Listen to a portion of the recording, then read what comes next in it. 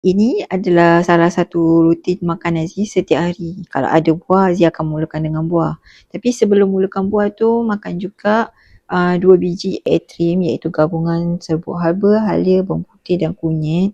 Untuk macam ini, Aziz dalam proses untuk buka puasa. Kalau tak buka puasa pun sama, lebih kurang sama rutinnya.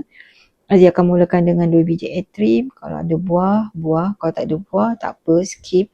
Kemudian yang paling penting adalah serbuk daun moringa. Serbuk daun moringa ni memang wajib. Kalau Aziz makan sarapan akan tambahkan serbuk moringa. Kalau makan tengah hari pun akan sama juga rutinnya makan serbuk moringa lah. Yang ini Aziz sedang sarapan bubur. Kemudian yang tadi nasi tu memang setiap hari lebih kurang 2 kali setiap hari. Dan ada juga customer Aziz yang jenis amalkan serbuk moringa bersama dengan air kosong untuk ikhtiar beliau lah.